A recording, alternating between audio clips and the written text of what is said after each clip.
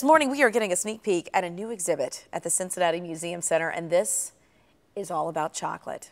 It is the universal language, is it not? 9 on your sides, Allie Kramer is inside. She got this plum assignment, or chocolatey assignment, whatever it may be. All right, how many pieces of chocolate have you had already this morning? That's field research, so no shame here.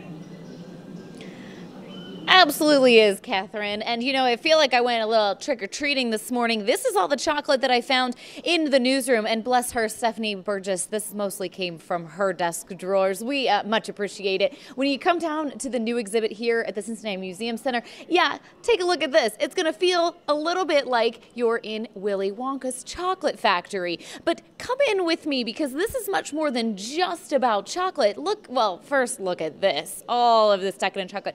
It almost like as soon as you walk in, you kind of like feel the smell of chocolate in here. So they've got, you know, all of these little samples for you to check out. But it's much more just about the chocolate, as I mentioned. It's really about the root of where it actually comes from. So the first thing you see when you come in here is this rainforest. So where the chocolate originates. And it actually, if you didn't know this, grows on trees in these cacao pods. And then, you know, actually really interesting, they've got it broken down for us here. This is how you actually kind of cut them open. And you actually only eat a really small portion of it. These little seeds inside are almost almond sized. And that's what they actually pull out to make the chocolate. And this morning, we are joined by Cody Hefner with the Museum Center. Cody, talk to me a little bit about where we go from here once we learn a little bit about where the chocolate comes from. So you just learned about how it's grown and what the seeds actually look like. Now you get into the human element. Who were the first humans to actually consume this and to look at this and say, hey, that might be kind of tasty? So you talk about the Maya and the Aztecs and how they use this for royal ceremonies, and how this is really a treat for, you know, kings and queens and priests, and for religious ceremonies and weddings and things like that. And actually the Aztecs even traded it as gold. Okay, and so they used that to buy things as time went on.